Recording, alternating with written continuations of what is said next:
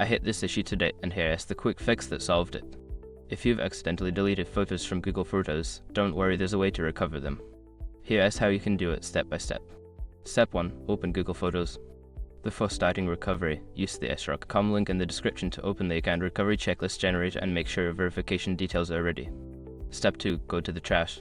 In the Apple website, navigate to the trash or bin folder. This is where deleted items are stored temporarily before permanent deletion. Step 3. Select the photos to recover. Browse through the items in the trash and select the photos you want to restore.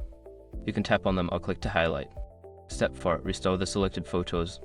Once you've selected the photos, look for the Restore option, usually found at the bottom or top of the screen. Click it to recover your photos back to your library. Step 5. Check your library. After restoring, go back to your main library to ensure the photos have been successfully recovered. If they were not there, they may have been permanently deleted. Remember, items in the trash are only kept for 30 days before they're permanently deleted, so act quickly. I hope this helps you recover your precious memories.